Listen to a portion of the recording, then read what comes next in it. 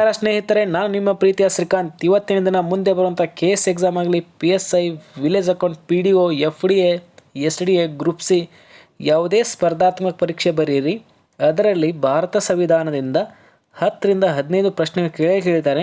ಆದ್ದರಿಂದ ಇವತ್ತು ಬಹು ಆಯ್ಕೆಯ ಪ್ರಮುಖ ಪ್ರಶ್ನೆಗಳ ಬಗ್ಗೆ ಚರ್ಚೆ ಮಾಡೋಣ. ಮುಂದೆ ಬರುವಂಥ KS ಎಕ್ಸಾಮ್ ಆಗಲಿ, PSI, PDO ಎಕ್ಸಾಮಲ್ಲಿ ಪಕ್ಕಾ ಕ್ವಶನ್ ಕೇಳ್ತಾನೆ. ಆದ್ದರಿಂದ ಯಾರು ವಿಡಿಯೋನ ಸ್ಕಿಪ್ ಮಾಡದೆ ಕೊನೆವರೆಗೂ ನೋಡಿ. ಮೊದಲನೇ ಪ್ರಶ್ನೆ ನೋಡ್ರಿ, ಕಲ್ಯಾಣ ರಾಜ್ಯ ಎಂಬ ಪರಿಕಲ್ಪನೆಯು ಭಾರತ ಸಂವಿಧಾನದ ಈ ಭಾಗದಲ್ಲಿ ಕಂಡುಬರುತ್ತದೆ. ನೋಡ್ರಿ, ಕಲ್ಯಾಣ ರಾಜ್ಯ ಎಂಬ ಪರಿಕಲ್ಪನೆಯು ಭಾರತ ಸಂವಿಧಾನದ ಈ ಭಾಗದಲ್ಲಿ ಕಂಡುಬರುತ್ತದೆ. ಆಪ್ಷನ್ ನೋಡ್ರಿ, ಮೂಲಭೂತ ಕರ್ತವ್ಯಗಳು, ಪ್ರಸ್ತಾವನೆ, ರಾಜ್ಯ ನೀತಿ ನಿರ್ದೇಶಕ ತತ್ವಗಳು, ಮೂಲಭೂತ ಹಕ್ಕುಗಳು. ನೋಡ್ರಿ, ಕಲ್ಯಾಣ ರಾಜ್ಯ ಅಂದ್ರೆ ಒಂದೇ, ಅಥವಾ ನೋಡ್ರಿ ಸುಕ್ಕಿ ರಾಜ್ಯ ಅಂತ ಕರೀತಾರೆ. ನೋಡ್ರಿ, ಕಲ್ಯಾಣ ರಾಜ್ಯ ಅಂತಲೂ ಕರೀತಾರೆ ಅಥವಾ ಸುಕ್ಕಿ ರಾಜ್ಯ. ನೋಡ್ರಿ, ಕಲ್ಯಾಣ ರಾಜ್ಯ ಅಂದ್ರೆ ಒಂದೇ, ಸುಕ್ಕಿ ರಾಜ್ಯ ಅಂದ್ರೆ ಒಂದೇ, ಅಥವಾ ವೆಲ್ಫೇರ್ ಸ್ಟೇಟ್ ಅಂತ ಕರೀತಾರೆ. ನೆನಪಿರಲಿ. ನೋಡ್ರಿ, ಕಲ್ಯಾಣ ರಾಜ್ಯ ಅಥವಾ ಸುಕ್ಕಿ ರಾಜ್ಯ ಎಂಬ ಪರಿಕಲ್ಪನೆ ಭಾರತ ಸಂವಿಧಾನದ ಯಾವ ಭಾಗದಲ್ಲಿ ಕಂಡುಬರುತ್ತೆ ಅಂತ ಭಾಳ ಎಕ್ಸಾಮ್ಲಿ ಕ್ವಶನ್ ಕೇಳ್ತಾ ಬರ್ತಾನೆ. ನೋಡ್ರಿ, ಇದಕ್ಕೆ ಸರಿಯಾದ ಉತ್ತರ ಅಂದರೆ ರಾಜ್ಯ ನೀತಿ ನಿರ್ದೇಶಕ ತತ್ವಗಳು. ನೋಡ್ರಿ, ಡೈರೆಕ್ಟಿವ್ ಪ್ರಿನ್ಸಿಪಲಲ್ಲಿ ರಾಜ್ಯ ನೀತಿ ನಿರ್ದೇಶಕ ತತ್ವಗಳಲ್ಲಿ ಕಲ್ಯಾಣ ರಾಜ್ಯ ಅಥವಾ ಸುಕ್ಕಿ ರಾಜ್ಯ ಎಂಬ ಪರಿಕಲ್ಪನೆ ಉಲ್ಲೇಖ ಇದೆ. ಭಾಳ ಎಕ್ಸಾಮ್ಲಿ ಕ್ವಶನ್ ಕೇಳಿದ್ದಾನೆ. ಕಲ್ಯಾಣ ರಾಜ್ಯ ಅಥವಾ ಸುಕ್ಕಿ ರಾಜ್ಯ, ವೆಲ್ಫೇರ್ ಸ್ಟೇಟ್ ಎಂದರೂ ಕೂಡ ಒಂದೇ. ನೋಡ್ರಿ, ಇದು ರಾಜ್ಯ ನೀತಿ ನಿರ್ದೇಶಕ ತತ್ವಗಳಲ್ಲಿ ಉಲ್ಲೇಖ ಕಂಡು ಬರುತ್ತದೆ. ಒಂದು ಸಲ KS ಪರೀಕ್ಷೆಯಲ್ಲಿ ಕೂಡ ಇದೇ ಕ್ವಶನ್ ಕೇಳಿದ್ದಾನೆ, ಆದರೆ ಅದರಲ್ಲಿ ಸುಕ್ಕಿ ರಾಜ್ಯ ಅಂತ ಕೇಳಿದ್ದಾನೆ. ನೋಡ್ರಿ, ಸುಕ್ಕಿ ರಾಜ್ಯ ಅಂದ್ರೆ ಒಂದೇ, ಕಲ್ಯಾಣ ರಾಜ್ಯ ಅಂದ್ರೆ ಒಂದೇ, ವೆಲ್ಫೇರ್ ಸ್ಟೇಟ್ ಅಂದ್ರೆ ಒಂದೇ. ನೋಡ್ರಿ, ನೆನಪಿರಲಿ, ನೋಟ್ ಮಾಡ್ಕೋರಿ. ನಂತರ ನೋಡ್ರಿ, ಎರಡನೇ ಪ್ರಶ್ನೆ, ಸಂವಿಧಾನದ ಈ ಭಾಗವು ಸಂವಿಧಾನ ರಚನಾಕಾರರ ಮನಸ್ಸು ಮತ್ತು ಚಿಂತನೆಗಳನ್ನು ಪ್ರತಿಬಿಂಬಿಸುತ್ತದೆ. ನೋಡ್ರಿ, ಸಂವಿಧಾನದ ಈ ಭಾಗವು ಸಂವಿಧಾನದ ರಚನಾಕಾರರ ಮನಸ್ಸು ಮತ್ತು ಚಿಂತನೆಗಳನ್ನು ಪ್ರತಿಬಿಂಬಿಸುತ್ತದೆ. ಇದು ಕೂಡ ಒಂದ್ಸಲ PSI ಪರೀಕ್ಷೆಯಲ್ಲಿ ಕ್ವಶನ್ ಕೇಳಿದ್ದಾನೆ. ನೋಡ್ರಿ, ಇದೇ ಕ್ವಶನ್ PSI ಪರೀಕ್ಷೆಯಲ್ಲಿ ಒಂದ್ಸಲ ಕ್ವಶನ್ ಆಗಿದೆ. ಆಪ್ಷನ್ ನೋಡ್ರಿ, ಮೂಲಭೂತ ಕರ್ತವ್ಯಗಳು, ಪ್ರಸ್ತಾವನೆ, ರಾಜನೀತಿ ನಿರ್ದೇಶಕ ತತ್ವಗಳು, ಮೂಲಭೂತ ಹಕ್ಕುಗಳು. ನೋಡ್ರಿ, ಸಂವಿಧಾನದ ಈ ಭಾಗವು ಸಂವಿಧಾನದ ರಚನಾಕಾರರ ಮನಸ್ಸು ಮತ್ತು ಚಿಂತನೆಗಳನ್ನು ಪ್ರತಿಬಿಂಬಿಸಿದಂಥ ಕ್ವಶನ್ ಕೇಳ್ತಾ ಬರ್ತಾನೆ. ಇದಕ್ಕೆ ಸರಿಯಾದ ಉತ್ತರ ಅಂದರೆ ಪ್ರಸ್ತಾವನೆ. ನೋಡ್ರಿ, ಪ್ರಸ್ತಾವನೆ ಅಂದರೆ ಒಂದೇ, ಅಥವಾ ಪೀಠಿಕೆ ಅಂತಲೂ ಕರೀತಾರೆ. ನೆನಪಿರಲಿ. ನೋಡ್ರಿ, ಪೀಠಿಕೆ ಅಂತಲೂ ಕರೀತಾರೆ. ನೋಡ್ರಿ, ಪ್ರಸ್ತಾವನೆ ಅಥವಾ ಪೀಠಿಕೆ, ಪ್ರಿಯಾಂಬಲ್. ನೋಡ್ರಿ, ಸಂವಿಧಾನದ ಈ ಭಾಗವು ಸಂವಿಧಾನದ ರಚನಾಕಾರರ ಮನಸ್ಸು ಅಥವಾ ಚಿಂತನೆಗಳನ್ನು ಪ್ರತಿಬಿಂಬಿಸಿದಂಥ ಕ್ವಶನ್ ಕೇಳಿದರೆ ಅದಕ್ಕೆ ಸರಿಯಾದ ಉತ್ತರ ಅಂದರೆ ಪ್ರಸ್ತಾವನೆ ಅಥವಾ ಪೀಠಿಕೆ. ನೋಡ್ರಿ, ಪ್ರಸ್ತಾವನೆಯಲ್ಲಿ ಸಂವಿಧಾನದ ರಚನಾಕಾರರ ಮನಸ್ಸು ಮತ್ತು ಚಿಂತನೆಗಳನ್ನು ಪ್ರತಿಬಿಂಬವ ಕಾಣುತ್ತದೆ. ಇದು ಕೂಡ ಭಾಳ ಎಕ್ಸಾಮ್ಲಿ ಕ್ವಶನ್ ಕೇಳಿದ್ದಾನೆ, ನೆನಪಿರಲಿ. ನಂತರ ಮೂರನೇ ಪ್ರಶ್ನೆ ನೋಡ್ರಿ, ಸಂಸತ್ತಿನ ಜಂಟಿ ಅಧಿವೇಶನದ ಅಧ್ಯಕ್ಷತೆ ವಹಿಸುವರು. ನೋಡ್ರಿ, ನಿಮಗೆ ಎಕ್ಸಾಮಲ್ಲಿ ಭಾಳ ಕನ್ಫ್ಯೂಸ್ ಮಾಡ್ತಾನೆ. ಸಂಸತ್ತಿನ ಜಂಟಿ ಅಧಿವೇಶನ ಅಧ್ಯಕ್ಷತೆ ವಹಿಸುವರು. ಆಪ್ಷನ್ ನೋಡ್ರಿ, ರಾಷ್ಟ್ರಪತಿ, ಪ್ರಧಾನಮಂತ್ರಿ, ಉಪರಾಷ್ಟ್ರಪತಿ, ಲೋಕಸಭಾ ನೋಡ್ರಿ, ಸಂಸತ್ತಿನ ಜಂಟಿ ಅಧಿವೇಶನ ಅಧ್ಯಕ್ಷತೆ ವಹಿಸುವರು. ಇದಕ್ಕೆ ಸರಿಯಾದ ಉತ್ತರ ಅಂದರೆ ನೋಡ್ರಿ, ಸರಿಯಾದ ಉತ್ತರ ಅಂದರೆ ಲೋಕಸಭೆ ಸಭಾಪತಿ. ನೋಡ್ರಿ, ಸಂಸತ್ತಿನ ಜಂಟಿ ಅಧಿವೇಶನದ ಅಧ್ಯಕ್ಷತೆ ವಹಿಸುವರು ಲೋಕಸಭೆ ಸಭಾಪತಿ. ಆದರೆ ಇಲ್ಲಿ ಆಪ್ಷನಲ್ಲಿ ಒಂದನೇ ಆಪ್ಷನ್ನೇ ರಾಷ್ಟ್ರಪತಿ ಕೊಟ್ಟಿರ್ತಾನೆ. ನೋಡ್ರಿ, ರಾಷ್ಟ್ರಪತಿ 108ನೇ ವಿಧಿಯ ಪ್ರಕಾರ, ನೋಡ್ರಿ 108ನೇ ವಿಧಿಯ ಪ್ರಕಾರ ಸಂಸತ್ತಿನ ಜಂಟಿ ಅಧಿವೇಶನ ಕರೆಯುವವರು. ನೋಡ್ರಿ, ಕರೆಯುವವರು ಅಂತ ಕೇಳಿದರೆ ಅದು ರಾಷ್ಟ್ರಪತಿ. ಆದರೆ ಸಂಸತ್ತಿನ ಜಂಟಿ ಅಧಿವೇಶನದ ಅಧ್ಯಕ್ಷತೆ ವಹಿಸುವವರು ಲೋಕಸಭೆ ಸಭಾಪತಿ ಅಥವಾ ಸ್ಪೀಕರ್. ನೆನಪಿರಲಿ, ಕನ್ಫ್ಯೂಸ್ ಮಾಡ್ಕೋಬೇಡ್ರಿ. ನಿಮಗೆ ಕನ್ಫ್ಯೂಸ್ ಮಾಡೋಕ್ಕಂತಾನೆ ಎಕ್ಸಾಮಲ್ಲಿ ಮೊದಲನೇ ಆಪ್ಷನ್ನೇ ರಾಷ್ಟ್ರಪತಿ ಕೊಟ್ಟಿರ್ತಾನೆ. ಆದರೆ ಸಂಸತ್ತಿನ ಜಂಟಿ ಅಧಿವೇಶನ ಕರೆಯುವವರು ರಾಷ್ಟ್ರಪತಿ. ಎಷ್ಟನೇ ವಿಧಿ ಅಂತ ಕೇಳಿದರೆ 108ನೇ ವಿಧಿಯ ಪ್ರಕಾರ. ಆದರೆ ಸಂಸತ್ತಿನ ಜಂಟಿ ಅಧಿವೇಶನದ ಅಧ್ಯಕ್ಷತೆ ವಹಿಸುವವರು ಲೋಕಸಭೆ ಸ್ಪೀಕರ್ ಅಥವಾ ಸಭಾಪತಿ. ಇಷ್ಟೆಲ್ಲ ವಿಚಾರಗಳು ಈ ಕ್ವಶನ್ ಬಗ್ಗೆ ತಿಳಿದಿರಲೇಬೇಕು. ನಂತರ ನೋಡ್ರಿ, ಇವುಗಳಲ್ಲಿ ಯಾವುದು ಭಾರತದ ರಾಜ್ಯ ಲಾಂಛನದಲ್ಲಿ ಕಾಣುವುದಿಲ್ಲ. ನೋಡ್ರಿ, ನಮ್ಮ ರಾಜ್ಯ ಲಾಂಛನದಲ್ಲಿ ಒಂದು ಮಾತ್ರ ಕಾಣೋದಿಲ್ಲ ಅಂತ ಯಾವುದಂತ ಭಾಳ ಸಲ ಎಕ್ಸಾಮ್ನ ಕ್ವಶನ್ ಕೇಳಿದ್ದಾನೆ.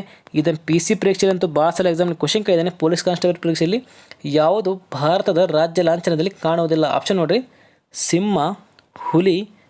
ಸಿಂಹ, ಆನೆ, ಹುಲಿ, ಕುದುರೆ. ನೋಡ್ರಿ, ಯಾವುದು ಭಾರತದ ರಾಜ್ಯ ಲಾಂಛನದಲ್ಲಿ ಕಾಣುವಂಥ ಭಾಳ ಸಲ ಎಕ್ಸಾಮ್ ಕ್ವಶನ್ ಕೇಳ್ತಾ ಬರ್ತಾನೆ. ನೋಡ್ರಿ, ಇದಕ್ಕೆ ಸರಿಯಾದ ಉತ್ತರ ಅಂದರೆ ಹುಲಿ. ನೋಡ್ರಿ, ಹುಲಿ ಇದೆಲ್ಲ ಇದು ನಮ್ಮ ಭಾರತದ ರಾಜ್ಯ ಲಾಂಛನದಲ್ಲಿ ಕಾಣುವುದಿಲ್ಲ. ನೀವು ಕನ್ಫ್ಯೂಸ್ ಮಾಡ್ಕೋಬೇಡ್ರಿ. ಹುಲಿ ರಾಷ್ಟ್ರೀಯ ಪ್ರಾಣಿ ಅಂತ ನೀವು ಆನ್ಸರ್ ಇರ್ಬೋದು, ಬಟ್ ಹುಲಿ ನಮ್ಮ ರಾಜ್ಯ ಲಾಂಛನದಲ್ಲಿ ಕಾಣುವುದಿಲ್ಲ. ನಮ್ಮ ರಾಜ್ಯ ಲಾಂಛನದಲ್ಲಿ ಕಾಣುವ ಪ್ರಾಣಿಗಳಂದರೆ ಸಿಂಹ, ಆನೆ, ಕುದುರೆ, ಎತ್ತು ಕೂಡ ಕಾಣುತ್ತೆ, ನೆನಪಿರಲಿ ನೋಡ್ರಿ. ಸಿಂಹ, ಆನೆ, ಕುದುರೆ, ಎತ್ತು ಇಷ್ಟೆಲ್ಲ ಪ್ರಾಣಿಗಳು ಭಾರತದ ರಾಜ್ಯ ಲಾಂಛನದಲ್ಲಿ ಕಾಣುತ್ತವೆ, ಆದರೆ ಹುಲಿ ಕಂಡು ಬರುವುದಿಲ್ಲ. ಇದು ಕೂಡ ಭಾಳ ಎಕ್ಸಾಮ್ಲಿ ಕ್ವಶನ್ ಕೇಳಿದ್ದಾನೆ. ಭಾರತದ ರಾಜ್ಯ ಲಾಂಛನದಲ್ಲಿ ಕಾಣದ ಪ್ರಾಣಿ ಅಂತ ಕೇಳಿದರೆ ಅದು ಹುಲಿ, ನೆನಪಿರಲಿ. ನಂತರ ನೋಡ್ರಿ, ಸಂವಿಧಾನದ ಯಾವ ತಿದ್ದುಪಡಿ ರಾಜನೀತಿ ನಿರ್ದೇಶಕ ತತ್ವಗಳಿಗೆ ಮೂಲಭೂತ ಹಕ್ಕುಗಳಿಗಿಂತ ಹೆಚ್ಚಿನ ಆದ್ಯತೆ ಕೊಟ್ಟಿತ್ತು? ನೋಡ್ರಿ, ಸಂವಿಧಾನದ ಯಾವ ತಿದ್ದುಪಡಿ ರಾಜನೀತಿ ನಿರ್ದೇಶಕ ತತ್ವಗಳಿಗೆ ಮೂಲಭೂತ ಹಕ್ಕುಗಳಿಗಿಂತ ಹೆಚ್ಚಿನ ಆದ್ಯತೆ ಕೊಟ್ಟಿತ್ತು? ಇದು ಕೂಡ ಒಂದ್ಸಲ KS ಪರೀಕ್ಷೆಯಲ್ಲಿ ಕ್ವಶನ್ ಕೇಳಿದ್ದಾನೆ. ಇದೇ ಕ್ವಶನ್ ಕೇಳಿದ್ದಾನೆ KS ಪರೀಕ್ಷೆಯಲ್ಲಿ. ಆಪ್ಷನ್ ನೋಡ್ರಿ, 42ನೇ ತಿದ್ದುಪಡಿ, 44ನೇ ತಿದ್ದುಪಡಿ, 62ನೇ ತಿದ್ದುಪಡಿ, 64ನೇ ತಿದ್ದುಪಡಿ. ನೋಡ್ರಿ, ಸಂವಿಧಾನದ ಯಾವ ತಿದ್ದುಪಡಿ ರಾಜನೀತಿ ನಿರ್ದೇಶಕ ತತ್ವಗಳಿಗೆ ಮೂಲಭೂತ ಹಕ್ಕುಗಳಿಗಿಂತ ಹೆಚ್ಚಿನ ಆದ್ಯತೆ ಕೊಟ್ಟಿದೆ? ನೋಡ್ರಿ, ಇದಕ್ಕೆ ಸರಿಯಾದ ಉತ್ತರ ಅಂದರೆ 42ನೇ ತಿದ್ದುಪಡಿ 1976ರಲ್ಲಿ. ನೋಡ್ರಿ, 42ನೇ ತಿದ್ದುಪಡಿ ಇದೆಯಲ್ಲ, ಇದು 1976ರಲ್ಲಿ ತಿದ್ದುಪಡಿ ಮಾಡಿ ರಾಜನೀತಿ ನಿರ್ದೇಶಕ ತತ್ವಗಳಿಗೆ ಮೂಲಭೂತ ಹಕ್ಕುಗಳಿಗಿಂತ ಹೆಚ್ಚಿನ ಆದ್ಯತೆ ಕೊಟ್ಟಿತ್ತು. ಇದೇ ಕ್ವಶನ್ ಭಾಳ ಎಕ್ಸಾಮಲ್ಲಿ ಕ್ವಶನ್ ಕೇಳಿದ್ದಾನೆ. ಇದಕ್ಕೆ ಸರಿಯಾದ ಉತ್ತರ ಅಂದರೆ 42ನೇ ತಿದ್ದುಪಡಿ 1976 ವರ್ಷನ ಕೂಡ ಕ್ವಶನ್ ಕೇಳಿದ್ದಾನೆ, ನೆನಪಿರಲಿ, ನೋಟ್ ಮಾಡ್ಕೋರಿ. ನಂತರ ನೋಡ್ರಿ, ಅವಧಿ ಮುಗಿಯುವ ಮೊದಲೇ ರಾಜ್ಯ ವಿಧಾನಸಭೆ ವಿಸರ್ಜಿಸಲು ಯಾರು ಅಧಿಕಾರ ಹೊಂದಿದ್ದಾರೆ? ನೋಡ್ರಿ, ಅವರ ಅವಧಿಯ ಮುಗಿಯುವ ಮೊದಲೇ ರಾಜ್ಯ ವಿಧಾನಸಭೆ ವಿಸರ್ಜಿಸಲು ಅಥವಾ ಅಂದರೆ ತೊರೆಯಲು ಯಾರು ಅಧಿಕಾರ ಹೊಂದಿದ್ದಾರೆ? ಆಪ್ಷನ್ ನೋಡ್ರಿ, ರಾಷ್ಟ್ರಪತಿ, ಪ್ರಧಾನಮಂತ್ರಿ, ಸಂಸತ್ತು, ರಾಜ್ಯಪಾಲರು. ನೋಡ್ರಿ, ಅವಧಿ ಮುಗಿಯುವ ಮೊದಲೇ ರಾಜ್ಯ ವಿಧಾನಸಭೆ ವಿಸರ್ಜಿಸಲು ಅಥವಾ ತೊರೆಯಲು ಯಾರು ಅಧಿಕಾರ ಹೊಂದಿದ್ದಾರೆ ಅಂತ ಕ್ವಶನ್ ಕೇಳ್ತಾ ಬರ್ತಾನೆ. ಇದಕ್ಕೆ ಸರಿಯಾದ ಉತ್ತರ ಅಂದರೆ ರಾಜ್ಯಪಾಲರು. ನೋಡ್ರಿ, ನಮ್ಮ ರಾಜ್ಯದ ರಾಜ್ಯಪಾಲರಾಗಲಿ ಅಥವಾ ಪ್ರತಿಯೊಂದು ರಾಜ್ಯದ ರಾಜ್ಯಪಾಲರಾಗಲಿ ವಿಧಾನಸಭೆ ವಿಸರ್ಜಿಸಲು ಅದು ನೋಡ್ರಿ, ಅವರ ಅವಧಿಯ ಮುಗಿಯುವ ಮೊದಲೇ ವಿಧಾನಸಭೆಯನ್ನು ವಿಸರ್ಜಿಸಬಹುದು ಅಥವಾ ತೊರೆಯಬಹುದು. ಅದು ಯಾರ ಶಿಫಾರಸು ಮೇರೆಗೆ ಅಂತ ಕ್ವಶನ್ ಕೇಳ್ತಾನೆ, ಭಾಳ ಎಕ್ಸಾಮ್ಲಿ ಕ್ವಶನ್ ಕೇಳಿದ್ದಾನೆ. ಅದು ಪ್ರಧಾನಮಂತ್ರಿ. ನೋಡ್ರಿ, ಪ್ರಧಾನಮಂತ್ರಿಯ ಶಿಫಾರಸಿನ ಮೇರೆಗೆ ರಾಜ್ಯಪಾಲರು ವಿಧಾನಸಭೆಯನ್ನು ವಿಸರ್ಜಿಸಬಹುದು. ಭಾಳ ಎಕ್ಸಾಮ್ಲಿ ಕ್ವಶನ್ ಆಗಿದೆ. ರಾಜ್ಯಪಾಲರು ಪ್ರಧಾನಮಂತ್ರಿಯ ಶಿಫಾರಸಿನ ಮೇರೆಗೆ ಅವರ ಅವಧಿ ಮುಗಿಯುವ ಮೊದಲೇ ವಿಧಾನಸಭೆಯನ್ನು ವಿಸರ್ಜಿಸಬಹುದು. ನೆನಪಿರಲಿ, ನೋಟ್ ಮಾಡ್ಕೋರಿ. ನಂತರ ನೋಡ್ರಿ, ಪಂಚಾಯತಿ ಚುನಾವಣೆಯನ್ನು ಯಾರು ನಡೆಸುತ್ತಾರೆ? ಇದು ಲಾಸ್ಟ್ ಟೈಮ್ PSI ಪ್ರಶ್ನೆ. ನೋಡ್ರಿ, ಇದು ಪ್ರಶ್ನೆ PSI ಎಕ್ಸಾಮಲ್ಲಿ ಕ್ವಶನ್ ಕೇಳಿದ್ದಾನೆ.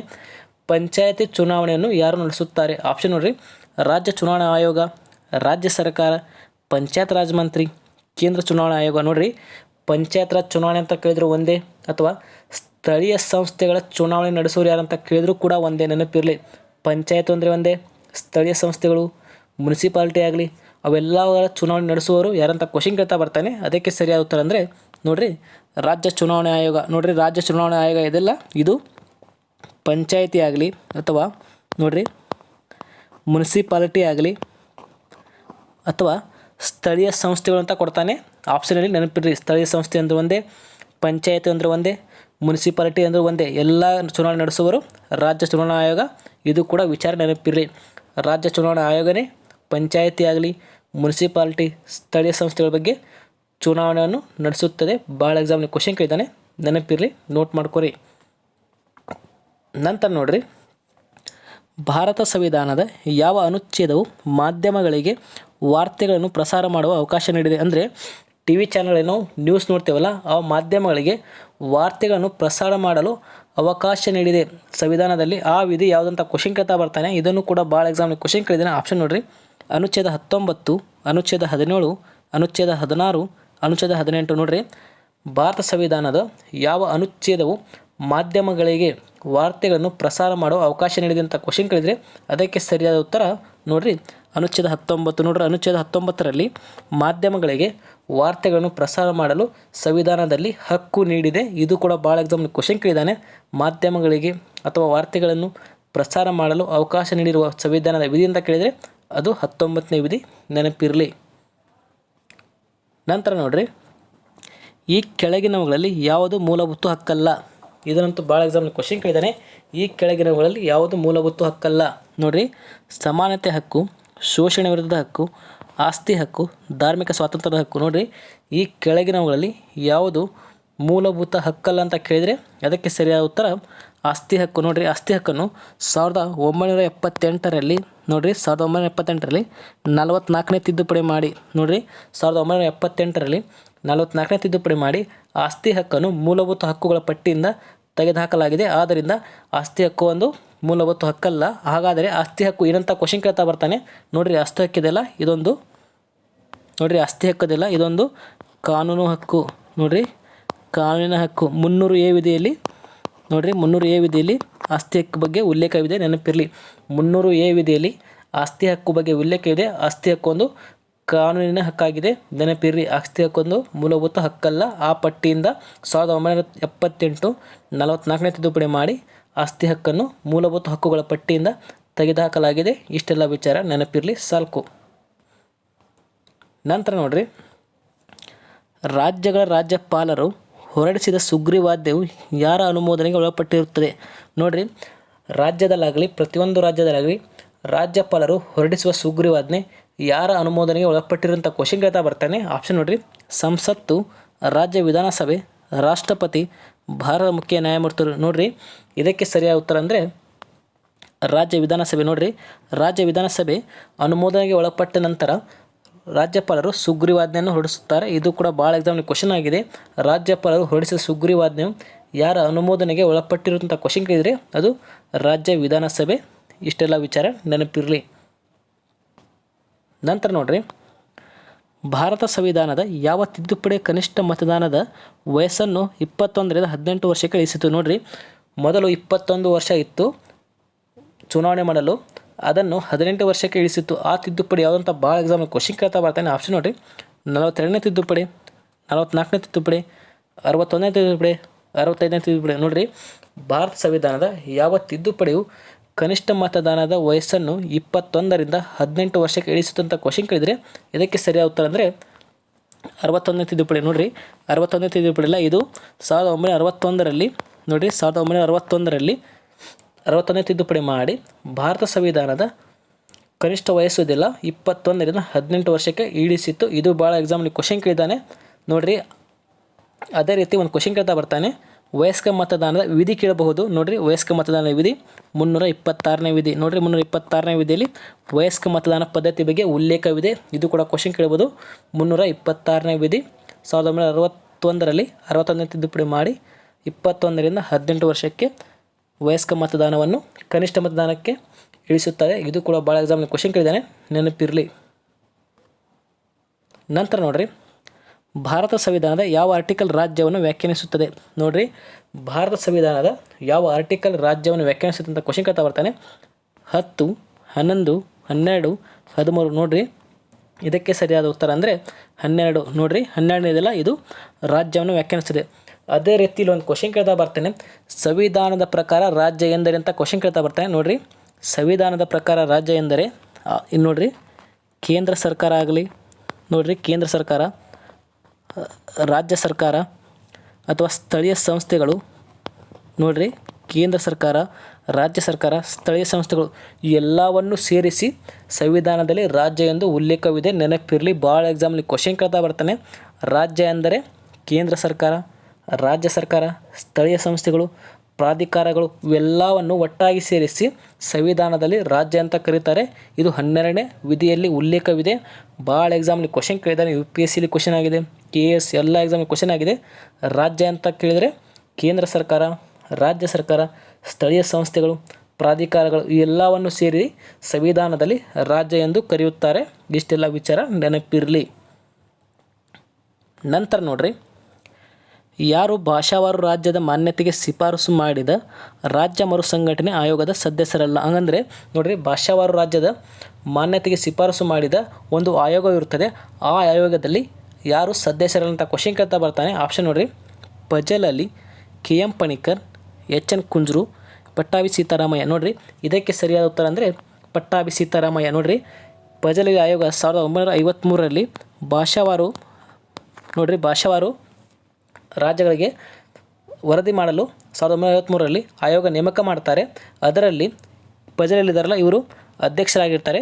KM ಪಣಿಕ್ಕರ್ ಮತ್ತು HN ಕುಂಜ್ರದಲ್ಲ ಇವರು ಸದಸ್ಯರು. ನೋಡಿರಿ KM ಪಣಿಕ್ಕರ್, HN ಕುಂಜ್ರು ಸದಸ್ಯರು, ಫಜಲ್ ಅಲಿ ಅಧ್ಯಕ್ಷರಾಗಿರ್ತಾರೆ. 1953ರಲ್ಲಿ ಪಜಲಿ ಆಯೋಗವನ್ನು ನೇಮಕ ಮಾಡುತ್ತಾರೆ ಭಾಷಾವಾರು ರಾಜ್ಯ ರಚನೆಗಾಗಿ. ಇದು 1955ರಲ್ಲಿ ವರದಿಯನ್ನು ಸಲ್ಲಿಸುತ್ತದೆ. ಆದ್ದರಿಂದ ಇದಕ್ಕೆ ಸರಿಯಾದ ಉತ್ತರ ಅಂದರೆ ಪಟ್ಟಾಭಿ ಸೀತಾರಾಮಯ್ಯವರು ಸದಸ್ಯರಾಗಿರುವುದಿಲ್ಲ. ಆದ್ದರಿಂದ ಇದು ಕೂಡ ಭಾಳ ಎಕ್ಸಾಮ್ ಕ್ವಶನ್ ಕೇಳಿದ್ದಾನೆ. ಪಜಲಲ್ಲಿ ಅಧ್ಯಕ್ಷರು KM ಪಣಿಕರ್, HN ಕುಂದ್ರು ಸದಸ್ಯರು. ಇಷ್ಟೆಲ್ಲ ವಿಚಾರ ತಿಳಿದಿರಲಿ. 1953ರಲ್ಲಿ ಪಜಲಲ್ಲಿ ಆಯೋಗ ನೇಮಕವಾಗುತ್ತದೆ ಭಾಷಾವಾರು ರಾಜ್ಯದ ರಚನೆಗೆ. ಇಷ್ಟೆಲ್ಲ ವಿಚಾರ ತಿಳಿದಿರಲಿ.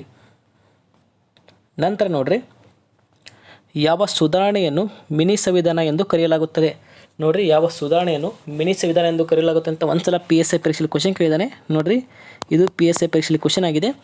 ಮಿನಿ ಸಂವಿಧಾನ ಎಂದು ಯಾವ ತಿದ್ದುಪಡಿ ಅಥವಾ ಸುಧಾರಣೆಯನ್ನು ಕರೆಯುತ್ತಾರೆ ಅಂತ ಕ್ವಶನ್ ಕೇಳ್ತಾ ಬರ್ತಾನೆ. ಆಪ್ಷನ್ ನೋಡ್ರಿ, 82ನೇ ತಿದ್ದುಪಡಿ, 42, 74, 65. ನೋಡ್ರಿ, ಇದಕ್ಕೆ ಸರಿಯಾದ ಉತ್ತರ ಅಂದರೆ 42ನೇ ತಿದ್ದುಪಡಿ. ನೋಡ್ರಿ, 42ನೇ ತಿದ್ದುಪಡಿ 1976ರಲ್ಲಿ ನೋಡ್ರಿ, ಈ ತಿದ್ದುಪಡಿಯಿಂದ ಅನೇಕ ವಿಚಾರಗಳನ್ನು ಭಾರತ ಸಂವಿಧಾನದಲ್ಲಿ ನಾವು ತೆಗೆದುಕೊಂಡಿದ್ದೇವೆ. ಆದ್ದರಿಂದ ಇದನ್ನು ನಾವು ಮಿನಿ ಸಂವಿಧಾನ ಅಂತ ಕರಿತೀವಿ. ಭಾಳ ಎಕ್ಸಾಮ್ಲಿ ಕ್ವಶನ್ ಕೇಳಿದ್ದಾನೆ. ಇದು ಇಂದಿರಾ ಗಾಂಧಿಯವರ ಸರ್ಕಾರ ಇದ್ದಾಗ, ಅಂದರೆ ಕಾಂಗ್ರೆಸ್ ಸರ್ಕಾರ ಇದ್ದಾಗ, ಇಂದಿರಾ ಗಾಂಧಿಯವರು ಪ್ರಧಾನಮಂತ್ರಿ ಆದಾಗ 1976ರಲ್ಲಿ 42ನೇ ತಿದ್ದುಪಡಿ ಮಾಡಿ ಸಂವಿಧಾನಕ್ಕೆ ಅನೇಕ ವಿಚಾರಗಳನ್ನು ಸೇರಿಸಲಾಗಿರುತ್ತದೆ. ಆದ್ದರಿಂದ ಈ ತಿದ್ದುಪಡಿಯನ್ನು ಮಿನಿ ಸಂವಿಧಾನ ಅಂತ ಕರಿತೀವಿ. ಇಷ್ಟೆಲ್ಲ ವಿಚಾರ ನೆನಪಿರಲಿ. ನಂತರ ನೋಡ್ರಿ, ಪ್ರಜಾಪ್ರಭುತ್ವವನ್ನು ಜನರಿಂದ ಜನರಿಗಾಗಿ ಜನತೆಯ ಸರ್ಕಾರ ಎಂದು ವ್ಯಾಖ್ಯಾನಿಸಿದರು. ನಾವು ಹೇಳ್ತೀವಲ್ಲ, ಜನರಿಂದ ಜನರಿಗಾಗಿ ಜನರಿಗೋಸ್ಕರ ಅಂತ ಇರುತ್ತೀವಲ್ಲ, ಆ ವ್ಯಾಖ್ಯಾನವನ್ನು ನೀಡಿದವರು ಅಂತ ಭಾಳ ಎಕ್ಸಾಮ್ಲಿ ಕ್ವಶನ್ ಕೇಳ್ತಾ ಬರ್ತಾನೆ. ನೋಡ್ರಿ, ಪ್ರಜಾಪ್ರಭುತ್ವವನ್ನು ಜನರಿಂದ ಜನರಿಗಾಗಿ ಜನತೆಯ ಸರ್ಕಾರ ಎಂದು ವ್ಯಾಖ್ಯಾನಿಸಿದವರು Plato, Abraham Lincoln, Aristotle, Ruskin. ನೋಡ್ರಿ, ಇದಕ್ಕೆ ಸರಿಯಾದ ಉತ್ತರ ಅಬ್ರಹಾಂ ಲಿಂಕನ್. ನೋಡ್ರಿ, ಅಬ್ರಹಾಂ ಲಿಂಕನ್ ಅದರಲ್ಲ, ಇವರು ಪ್ರಜಾಪ್ರಭುತ್ವವನ್ನು ಜನರಿಂದ ಜನರಿಗಾಗಿ ಜನತೆಯ ಸರ್ಕಾರ ಎಂದು ವ್ಯಾಖ್ಯಾನ ನೀಡ್ತಾರೆ. ಇದು ಕೂಡ ಎಕ್ಸಾಮಲ್ಲಿ ಭಾಳ ಎಕ್ಸಾಮಲ್ಲಿ ಕ್ವಶನ್ ಆಗಿದೆ. ಆದ್ದರಿಂದ ಇದು ಕೂಡ ನೆನಪಿರಲಿ. ನಂತರ ನೋಡ್ರಿ, ಕೆಳಗಿನ ಯಾವ ಅನುಚ್ಛೇದವು ರಾಷ್ಟ್ರಪತಿಯವರ ಕ್ಷೇಮಾದಾನದ ಬಗ್ಗೆ ವಿವರಿಸುತ್ತದೆ ಅಂತ ಕೆಲಸ ಬರ್ತಾನೆ. ನೋಡ್ರಿ, ಕೆಳಗಿನ ಯಾವ ಅನುಚ್ಛೇದವು ರಾಷ್ಟ್ರಪತಿಯವರ ಕ್ಷೇಮಾದಾನದ ಅಧಿಕಾರದ ಬಗ್ಗೆ ವಿವರಿಸುತ್ತದೆ ಅಥವಾ ಉಲ್ಲೇಖಿಸುತ್ತದೆ ಅಂತ ಕ್ವಶನ್ ಕೇಳ್ತಾ ಬರ್ತಾನೆ. ಆಪ್ಷನ್ ನೋಡ್ರಿ, 71, 74, 72, 75. ನೋಡ್ರಿ, ಇದಕ್ಕೆ ಸರಿಯಾದ ಉತ್ತರ ಅಂದರೆ 72ನೇ ತಿದ್ದುಪಡಿ ಅಥವಾ 72ನೇ ವಿಧಿ. ನೋಡ್ರಿ, ರಾಷ್ಟ್ರಪತಿ ಕ್ಷೇಮಾದಾನ ಇದಿಲ್ಲ, ಇದು 72ನೇ ವಿಧಿಯಲ್ಲಿ ನೋಡ್ರಿ, ಗಲ್ಲು ಶಿಕ್ಷೆಗೆ ಒಳಗಾದ ವ್ಯಕ್ತಿಯನ್ನು ಅವನ ವ್ಯಕ್ತಿತ್ವ ಅಥವಾ ಅವನ ನಡತೆಯ ಮೇಲೆ ರಾಷ್ಟ್ರಪತಿಯವರು ಅವರನ್ನು ಕ್ಷಮಿಸಿ ಅವರ ಶಿಕ್ಷೆಯನ್ನು ಕಡಿಮೆ ಮಾಡುವುದು ಅಥವಾ ಶಿಕ್ಷೆಯನ್ನು ರದ್ದುಪಡಿಸಬಹುದು. ಆ ಅಧಿಕಾರ ಇರುವುದು ರಾಷ್ಟ್ರಪತಿಯವರಿಗೆ. ಅದು ಯಾವ ವಿಧಿ ಅಂತ ಕ್ವಶನ್ ಕೇಳಿದರೆ 72ನೇ ವಿಧಿ ರಾಷ್ಟ್ರಪತಿಯವರ ಕ್ಷೇಮಾದಾನವಾಗಿದೆ. ನೆನಪಿರಲಿ, ನೋಟ್ ಮಾಡ್ಕೊರಿ. ನಂತರ ನೋಡ್ರಿ, ಈ ಕೆಳಗಿನ ಯಾವ ಚುನಾವಣೆಯಲ್ಲಿ ಭಾರತೀಯ ಚುನಾವಣಾ ಆಯೋಗದ ಮೇಲ್ವಿಚಾರಣೆಯನ್ನು ನಡೆಸಲಾಗುವುದಿಲ್ಲ? ಅಂದರೆ ಭಾರತೀಯ ಚುನಾವಣಾ ಆಯೋಗ ಇದೆಲ್ಲ, ಈ ಕೆಳಗಿನ ಯಾವ ಚುನಾವಣೆ ನಡೆಸುವುದಿಲ್ಲ ಅಂತ ಕ್ವಶನ್ ಕೇಳ್ತಾ ಬರ್ತಾನೆ. ನೋಡಿರಿ, ಆಪ್ಷನ್ ನೋಡಿರಿ, ಭಾರತದ ಉಪರಾಷ್ಟ್ರಪತಿಗಳ ಚುನಾವಣೆ, ರಾಜ್ಯಗಳ ಶಾಸಕಾಂಗ ಚುನಾವಣೆ, ರಾಜ್ಯಗಳ ಸ್ಥಳೀಯ ಸಂಸ್ಥೆಗಳ ಚುನಾವಣೆ, ಸಂಸತ್ತಿನ ಚುನಾವಣೆ. ನೋಡಿರಿ, ಭಾರತೀಯ ಚುನಾವಣಾ ಆಯೋಗ ಇದೆಯಲ್ಲ, ಇದರಲ್ಲಿ ನೋಡಿರಿ ರಾಜ್ಯಗಳ ಸ್ಥಳೀಯ ಸಂಸ್ಥೆಗಳ ಚುನಾವಣೆಯನ್ನು ನಡೆಸುವುದಿಲ್ಲ. ಆಗ ತಾನೇ ಹೇಳಿದ್ದೀನಿ. ನೋಡಿರಿ, ರಾಜ್ಯಗಳ ಸ್ಥಳೀಯ ಚುನಾವಣೆ ನಡೆಸುವರು ರಾಜ್ಯ ಚುನಾವಣಾ ಆಯೋಗ. ನೆನಪಿರಲಿ. ನೋಡಿರಿ, ರಾಜ್ಯ ಚುನಾವಣಾ ಆಯೋಗ ರಾಜ್ಯಗಳ ಸ್ಥಳೀಯ ಸಂಸ್ಥೆಗಳ ಚುನಾವಣೆ ನಡೆಸುತ್ತದೆ. ಆದ್ದರಿಂದ ಭಾರತೀಯ ಚುನಾವಣಾ ಆಯೋಗ ನಡೆಸುವುದಿಲ್ಲ. ಇದು ಕೂಡ ಭಾಳ ಎಕ್ಸಾಮ್ಲಿ ಕ್ವಶನ್ ಆಗಿದೆ.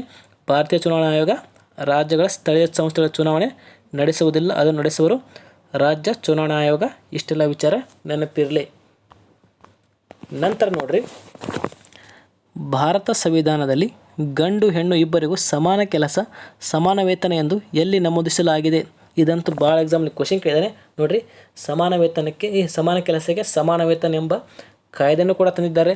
ಹಾಗಾದರೆ ಅದನ್ನು ಯಾವ ಭಾಗದಲ್ಲಿ ನಮೂದಿಸಲಾಗಿದೆ ಅಂತ ಕ್ವಶನ್ ಕೇಳ್ತಾ ಬರ್ತಾನೆ. ನೋಡಿರಿ, ಆಪ್ಷನ್ ನೋಡಿರಿ, ಮೂಲಭೂತ ಹಕ್ಕುಗಳು, ರಾಜನೀತಿ ನಿರ್ದೇಶಕ ತತ್ವಗಳು, ಮೂಲಭೂತ ಕರ್ತವ್ಯಗಳು, ಸಂವಿಧಾನದ ಪೀಠಿಕೆ. ನೋಡಿರಿ, ಇದಕ್ಕೆ ಸರಿಯಾದ ಉತ್ತರ ಅಂದರೆ ರಾಜ್ಯ ನೀತಿ ನಿರ್ದೇಶಕ ತತ್ವಗಳು. ನೋಡಿರಿ, ರಾಜ್ಯ ನೀತಿ ನಿರ್ದೇಶಕ ತತ್ವಗಳಲ್ಲಿ 39ನೇ ವಿಧಿ ಇದೆಯಲ್ಲ, ನೋಡಿರಿ, ಇದೆಲ್ಲ ರಾಜ್ಯ ನೀತಿ ನಿರ್ದೇಶಕ ತತ್ವಗಳಲ್ಲಿ 39ನೇ ವಿಧಿ ಇದೆಯಲ್ಲ, ಇದರಲ್ಲಿ ಸಮಾನ ಕೆಲಸಕ್ಕೆ ಸಮಾನ ವೇತನ ಎಂಬ ಬಗ್ಗೆ ಉಲ್ಲೇಖ ಇದೆ, ಅದು ರಾಜನೀತಿ ನಿರ್ದೇಶಕ ತತ್ವಗಳೇ. ಅದೇ ರೀತಿ ಒಂದು ಕ್ವಶನ್ ಕೇಳ್ತಾ ಬರ್ತಾನೆ, ಸಮಾನ ಕೆಲಸಕ್ಕೆ ಸಮಾನ ವೇತನ ಎಂಬ ಕಾಯ್ದೆಯನ್ನು ಜಾರಿ ಮಾಡಿದ ವರ್ಷ ಅಂತ ಕೇಳಿದರೆ 1976ರಲ್ಲಿ. ನೆನಪಿರಲಿ ನೋಡಿರಿ, 1976ರಲ್ಲಿ ಸಮಾನ ಕೆಲಸಕ್ಕೆ ಸಮಾನ ವೇತನ ಎಂಬ ಕಾಯ್ದೆಯನ್ನು ಜಾರಿಗೆ ಮಾಡ್ತಾರೆ. ಅದು ರಾಜನೀತಿ ನಿರ್ದೇಶಕ ತತ್ವಗಳಲ್ಲಿ 39ನೇ ವಿಧಿಯಲ್ಲಿ ಉಲ್ಲೇಖವಿದೆ. ನೆನಪಿರಲಿ, 39ನೇ ವಿಧಿ 1976 ಸಮಾನ ಕೆಲಸಕ್ಕೆ ಸಮಾನ ವೇತನ ಕಾಯ್ದೆ. ಇಷ್ಟೆಲ್ಲ ವಿಚಾರ ನೆನಪಿರಲಿ. ನಂತರ ನೋಡ್ರಿ, ಈ ಕೆಳಗಿನವುಗಳಲ್ಲಿ ಯಾವುದು ಭಾರತವನ್ನು ಒಂದು ಜಾತ್ಯತೀತ ರಾಷ್ಟ್ರದಿಂದ ವಿವರಿಸುತ್ತದೆ? ನೋಡ್ರಿ, ಭಾರತವನ್ನು ಒಂದು ಜಾತ್ಯತೀತ ರಾಷ್ಟ್ರವೆಂದು ವಿವರಿಸುವ ಪ್ರಮುಖವಾದ ಭಾಗ ಅಥವಾ ಅಂತ ಕರೆದರೆ ನೋಡ್ರಿ, ಮೂಲಭೂತ ಹಕ್ಕುಗಳು, ರಾಜನೀತಿ ನಿರ್ದೇಶಕ ತತ್ವಗಳು, ಮೂಲಭೂತ ಕರ್ತವ್ಯಗಳು, ಸಂವಿಧಾನದ ಪ್ರಸ್ತಾವನೆ. ನೋಡ್ರಿ, ಇದಕ್ಕೆ ಸರಿಯಾದ ಉತ್ತರ ಅಂದರೆ ಸಂವಿಧಾನದ ಪ್ರಸ್ತಾವನೆ. ನೋಡ್ರಿ, ಸಂವಿಧಾನದ ಪ್ರಸ್ತಾವನೆಯಲ್ಲಿ ಭಾರತವನ್ನು ಒಂದು ಜಾತ್ಯತೀತ ರಾಷ್ಟ್ರವೆಂದು ಕರೆಯುತ್ತಾರೆ. ಇದು ಕೂಡ ಭಾಳ ಎಕ್ಸಾಮ್ನಲ್ಲಿ ಕ್ವಶನ್ ಆಗಿದೆ.